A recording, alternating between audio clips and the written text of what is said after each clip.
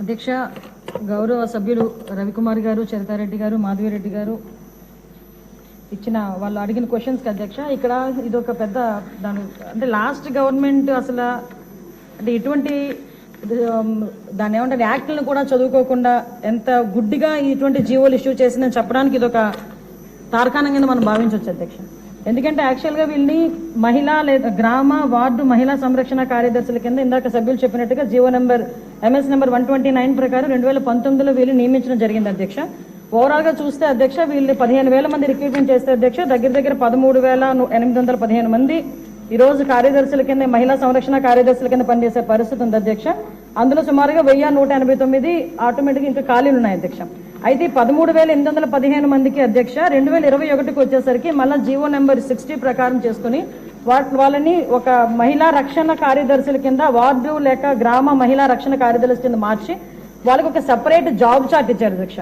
Job chart లో కూడా అధ్యక్ష చూస్తే పోలీస్ డిపార్ట్మెంట్ ఇందాక కోన రవికుమార్ గారి సభ్యులు చెప్పినట్టుగా ఒక చీఫ్ సెక్రటరీకి ఎన్ని బాధ్యతలు ఉంటాయి అన్ని బాధ్యతలు కూడా ఒక గ్రామ మహిళా సంరక్షణ కార్యదర్శికి అప్పచెప్పడం అన్నది చూస్తేనే అధ్యక్ష వీళ్ళ తాలూకు అవివేకం అన్నది లాస్ట్ గవర్నమెంట్ తాలూకు అవివేకం అన్నది చాలా క్లియర్ గా అర్థమవుతుంది అధ్యక్ష.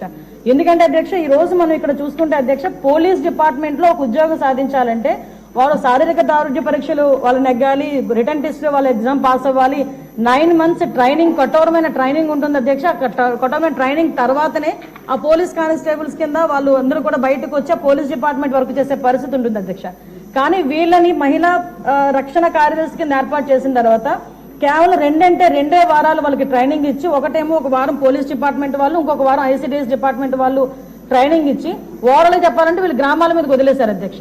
వాళ్ళు పంపించిన తర్వాత కూడా వాళ్ళకి ఇష్టాలు కూడా గ్రహించకుండా పోలీస్ డ్రెస్ కూడా వాళ్ళకి వేయటానికి ఇంచుమించుగా పోలీస్ యూనిఫామ్ కూడా వాళ్ళకి వేయాలి అని చెప్పి వాళ్ళు రిస్ట్రిక్ట్ చేస్తే వాళ్ళు కూడా దానికి భయపడి బాధపడి చాలా మంది కోర్టులకు వెళ్ళిన సందర్భాలు కూడా ఉన్నాయి అధ్యక్ష. ఈ రోజు కోర్టులో దగ్గర 7 రిట్ పిటిషన్లు మహిళా కార్యదర్శికి సంబంధించి ఆ పోలీస్ డ్రెస్ విషయంలోని కానీ వీళ్ళు జాబ్ చార్ట్ ఒక అవగాహన లేకుండా డబ్బులు ఇచ్చుకుని పెట్టుకున్నాడు కదా. ఆ మేధావులందరూ కలిపి ఆల్రెడీ 12,000 మంది వీళ్ళు పనిచేస్తున్నారు కదా, వీళ్ళని మనం పోలీసుల కింద కన్వర్ట్ చేసేస్తే వాటిని తగ్గించి వచ్చని ఒక ఉచిత సలహా పడేశారు అధ్యక్ష. దానికి వెనకాతలు ఒక పోలీస్ డిపార్ట్మెంట్ మీద ఒక అవగాహన, పోలీస్ రిక్రూట్మెంట్ మీద ఒక అవగాహన, వాళ్ళ తాలూకా జాబ్ చార్ట్ మీద ఒక అవగాహన ఉండుంటే ఇలాంటి పని చేసి ఉండేవారు కాదు అధ్యక్ష. ఈ రోజు వీళ్ళ పరిస్థితి ఏమైపోయిందంటే వీళ్ళు వెళ్ళి రిపోర్ట్ చేయాల్సింది గ్రామ సెక్రటరీకి రిపోర్ట్ చేయాలి. వీళ్ళ అడ్మినిస్ట్రేటివ్ పవర్స్ ఎక్కడ ఉంటాయంటే పోలీస్ డిపార్ట్మెంట్ దగ్గర ఉంటాయి. వీళ్ళకి జీతం ఇచ్చేదేమో ఎంపీడీఓ, లీవ్ ఇచ్చేదేమో ఎంపీడీఓ, మళ్ళా తిరిగి ఒకవేళ ట్రాన్స్ఫర్ అవ్వాలంటే డిపార్ట్మెంట్ కలెక్టర్ దగ్గరికి వెళ్ళాలి అధ్యక్ష. అంటే వీళ్ళకి సంబంధించి ఒక అథారిటేటివ్ ఆఫీసర్ ఒకరు కూడా లేక ఇన్ని డిపార్ట్మెంట్స్ తో పోనీ పైకి వచ్చిన తర్వాత పని చేద్దామంటే వీళ్ళు తాలూకా అంటే పైచి ఎంత పెరిగిపోయిందంటే లాస్ట్ గవర్నమెంట్ కి వీళ్ళ చేతే తక్కువ జీతాలు ఇచ్చి ఎక్కువ పని చేయించుకుందామని క్రైమ్ ఆఫ్ ఎఫెన్స్ దగ్గర కూడా కాపాడడానికి కూడా వీళ్ళు తీసుకెళ్లాలంట. నాన్ బెయిలబుల్ వారెంట్లకు సంబంధించి వీళ్ళు సపోర్ట్ చేయాలంట. అక్కడికి వెళ్లి మహిళా సంరక్షణ కార్యదర్శుల కింద మహిళా రక్షణ కార్యదర్శుల కింద అక్కడ ఉన్న అవగాహన కల్పించడం, లేకపోతే ఐసిడిఎస్ సంబంధించి ఏదైనా మిడ్ డే మీల్స్ చూడడం అంతవరకు ఓకే. ఆఖరికి పోలీస్ డిపార్ట్మెంట్ కి వాళ్ళ ఇన్వెస్టిగేషన్ లోని కూడా వీళ్ళు హెల్ప్ తీసుకుని చేసుకునే పరిస్థితి కనిపించింది. లాస్ట్ గవర్నమెంట్ లో చాలా మంది మాతోనే మొరపెట్టుకున్నారు అధ్యక్ష. మేము ప్రతిపక్షంలో ఉండేటప్పుడు పోరాటాలు చేసేటప్పుడు మాకు సెక్యూరిటీ కింద మమ్మల్ని ఆపడానికి, సెక్యూరిటీ కూడా కాదు మమ్మల్ని ఆపడానికి ఈ మహిళా కానిస్టేబుల్ తో పాటు మహిళా పోలీసులు కూడా పంపించేవారు. మేము అడిగేవాళ్ళం మీరెవరమ్మా మహిళా పోలీసా మహిళా కానిస్టేబుల్ అంటే మహిళా పోలీస్ అండి అని. ఇందులో విషయం ఏంటంటే అధ్యక్ష చాలా మంది ఏస్ అయిపోయిన వాళ్ళు ఉన్నారు. మళ్ళీ ఇంకోటి ఏంటంటే ఎంటెక్లు బీటెక్లు చేసుకుని కొంతమంది ఫ్యామిలీస్ పోలీస్ డిపార్ట్మెంట్ లోకి కొంతమంది యాక్సెప్ట్ చేస్తారు, కొంతమంది యాక్సెప్ట్ చేయకపోతారు.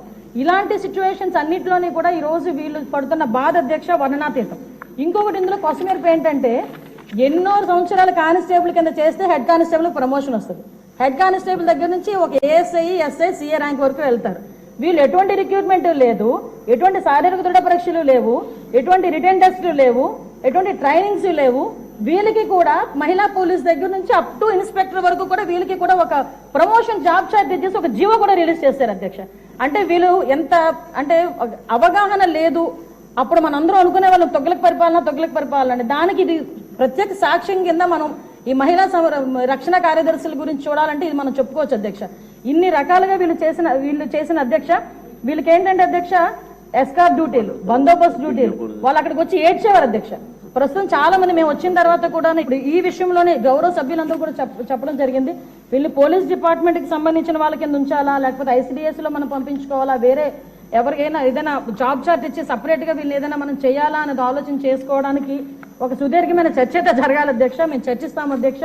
నా అప్పీల్ ఏంటంటే ఇక్కడ గౌరవ సభ్యులందరూ ఉన్నారు, గౌరవ సభ్యులందరూ కూడా ఈ విషయంలోనే మనందరికీ కూడా అవగాహన ఉంది.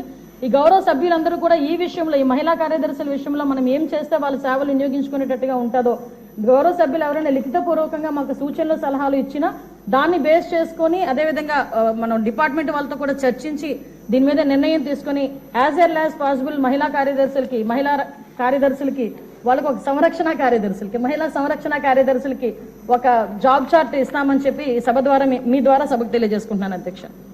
క్వశ్చన్ నెంబర్ 4 అండి. ఈ క్వశ్చన్ దాసరి